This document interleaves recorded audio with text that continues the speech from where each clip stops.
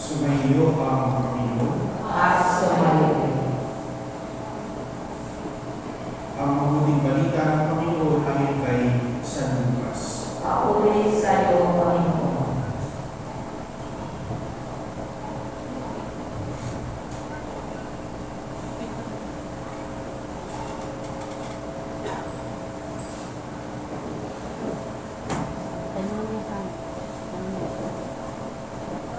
Noong panahon yun, nakatayo si Jesus sa may bayan ng lawa ng Jerusalem. Pinagkalipunan siya ng napakaraming tao na hindi makarinig ng salita ng Diyos. May nakita siyang dalawang bangka sa may bayan. Nakalusad na ang mga mangingisda at naghuhugas ng kanilang mga langga. Numulan siya sa isa sa mga bangka at hiniling kay Simon may-ari na ilayo ng pauti sa tabi. Naupo siya sa bangka at nangaral sa mga tao. Pagkatapos niya magsalita, ay sinabi niya kay Simon, "Tumalaot kayo at ihulog ang mga lambat upang tumahuli." Sumagot si Simon, "Guro, magdamag ko kami nagpagod at wala kami nahuli. Ngunit dahil sa sinabi ninyo, inuhulog ko ang mga lambat."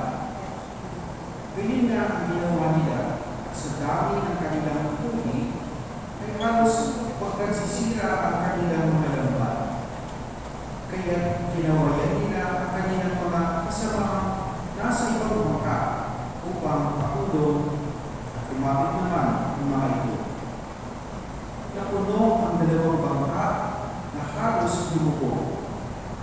Nang makita ito ni Simon Pedro, siya nagpakilapa sa paanan ni Jesus at sabi, "Lumayo po kayo sa akin, Panginoon, sapagkat ako'y makasalanan." Nangilala siya at ang kanyang mga kasama dahil sa dami ng kanilang huli. Gayon din sila Santiago at Juan, mga anak ni Zebedeo, na mga kasosyo ni Simon. At sinabi ni Jesus kay Simon, "Huwag kang matakot. Mula ngayon, mamamalakaya ka ng mga tao." Nang makita din na nila ang kanilang mga bangka, iniwan nila ang lahat at sumunod kay Jesus. Ang mabuting balita ng Panginoon. Pinupuri ka namin, Panginoong Jesucristo. Magandang gabi po sa ating lahat. Ready po sa mga nakikisa sa ating live stream na unang gabi po ng ating pangolobena. Ang live stream po ito ay para po sa mga may sakit, sa mga may karamdaman. Sa ganoon ay kasama nila tayo nakikisa sa banal ng misa. Pero kung tayo naman po ay medyo malakas pa, mas kailangan naman po natin magsimba ng physical sa simbahan. Kasi ito ay, kung kayo po ay nasa live stream, hindi po magiging kompleto yung inyong pagsisimba unless may sakit po kayo. Kaya meron po kayong karamdaman at hindi kayo makabango, hindi kayo makatayo. Hindi ko alam kung ilan na sa atin marami na nito sa atin sa buhay. Bahagi naman kasi ng buhay ng tao yung marami tayong expectations. Ilang beses na ba tayo umasa sa mga bataan dito? Ilang beses ka na ba umasa na akala mo siya na ang iyong makahabang buhay? Siya na ba ang nakatakda sa iyo pero hindi pala? Sa mga nagtatrabaho, ilang beses na ba tayo umasa na napopromote o kaya ay kataas sa ating sweldo? Ngayong araw na ito, ilang libong estudyante ang umasa sa Quezon City, sa Makati, sa San Juan, na suspended ang klase. Pero hindi nangyari at inaasahan. So sa buhay natin, marami na talaga ang kopya. Palagi na tayo umaasa.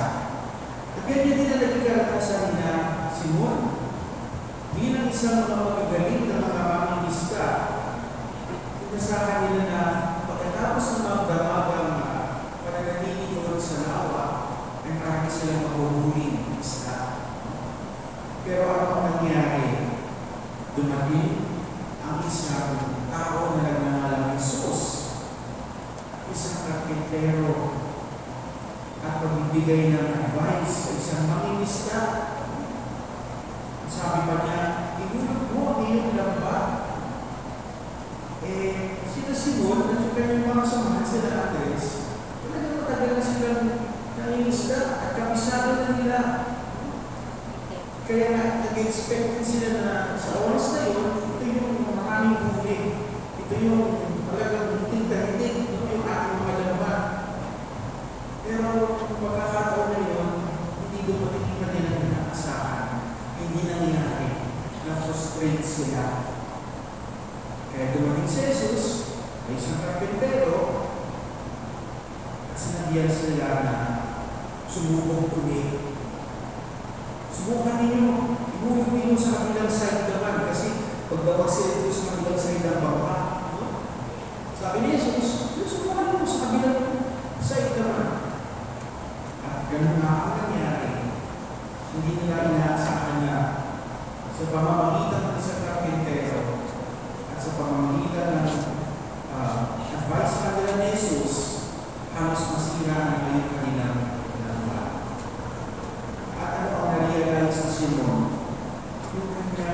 unworthiness. Kaya nga siya ay nagpakirapan, no? At sabi niya, Panginoon, hindi po ako dapat lumayo po kayo sa akin sapagkat ako'y makasalanan. Yung tapo yun, mga kapatid, ay nakikituloy na rin natin na isang karanasan ng pananalangin.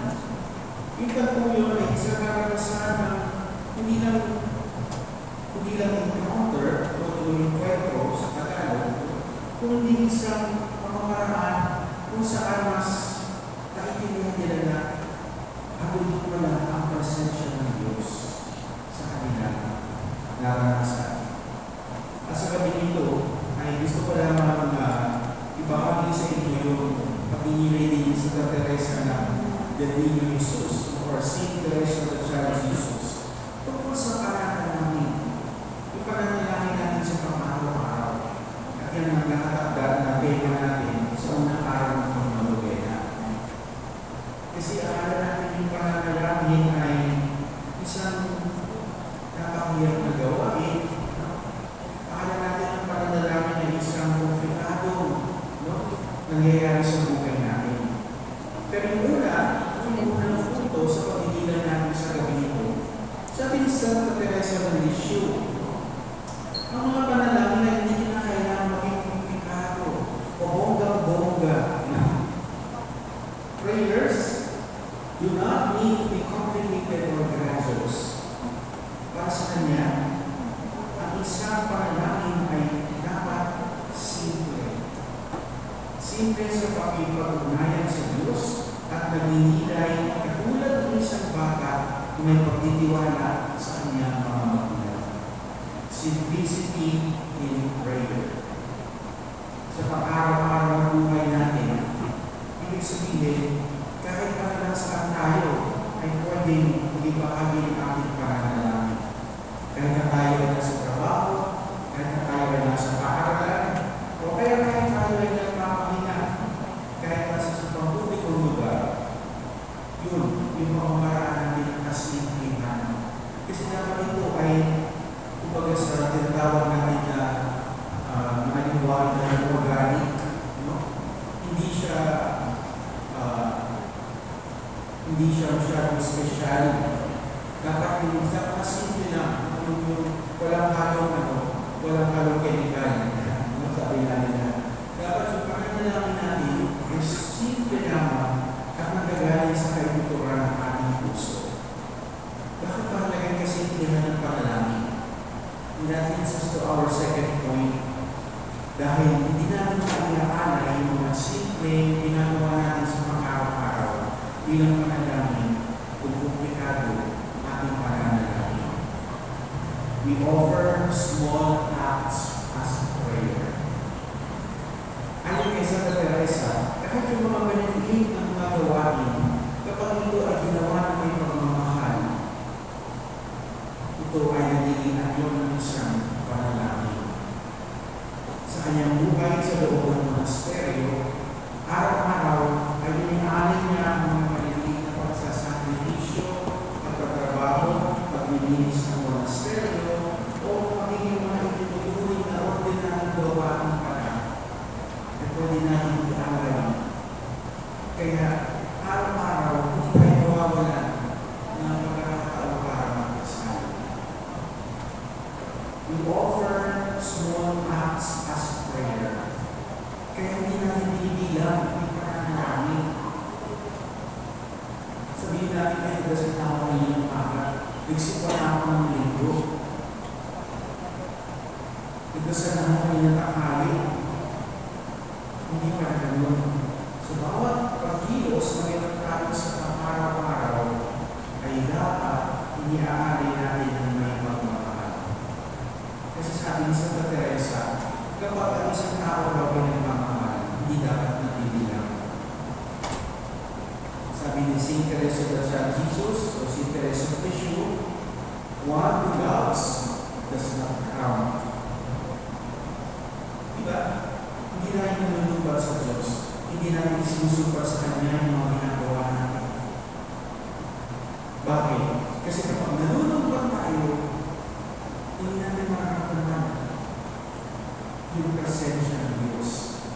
is our third point ngayong gabi.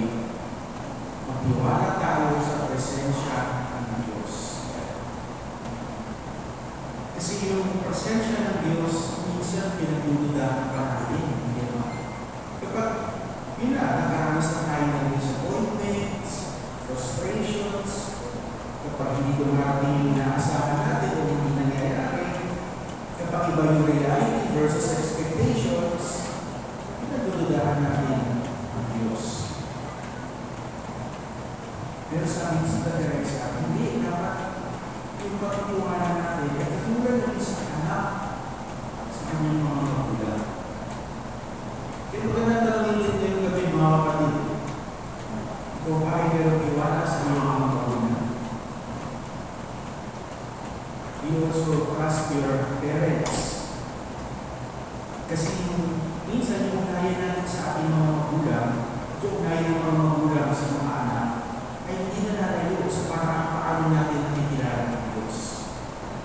So, meron tayong malalim na pagtitiwala sa ating mga magulang at meron tayong malalim na pagmamahal. Hindi na nalayo na ganoon din ang pagkilala natin sa Diyos. We trust in the presence of God. Nakikita tayo, hinahayaan natin na tayo ay gabayan niya sa pamamagitan ng Biblia, sa pamamagitan ng kanyang mga salita. At ganoon na nangyari kay Simon. Nakinig sila, hindi lang sumunod, hindi nakinig.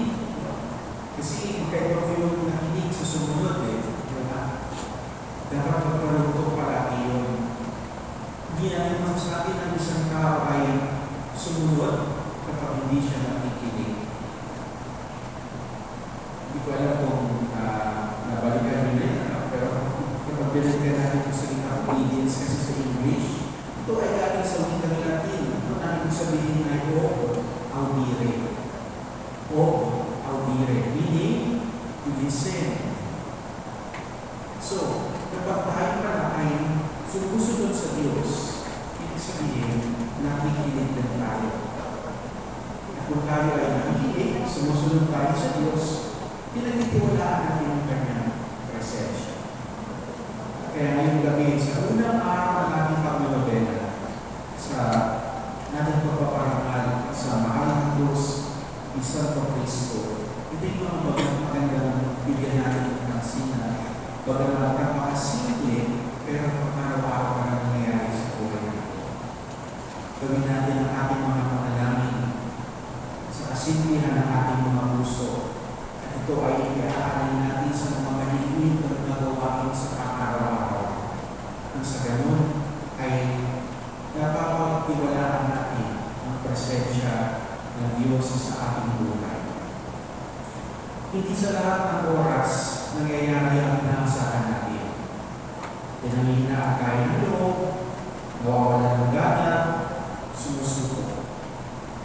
Ulit lang tayo na may tiwala at panalangin. Hindi man eksakto sa inaasahan natin, pero biyayang hindi natin inaasahan may pagkakaloon ng Diyos sa atin.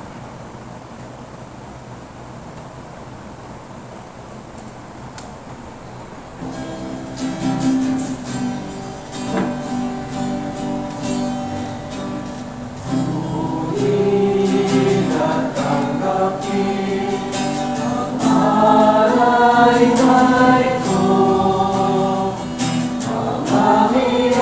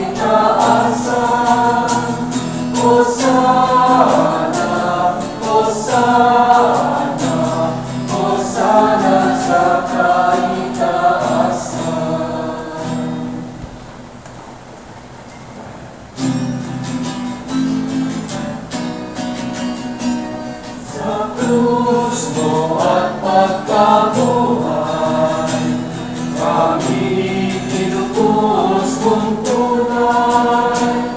O Jesus, aming mahal, ligtas mo kaming tanan. O Jesus, aming mahal, ngayon at magpakailanman. Magkawasawa ang lahat.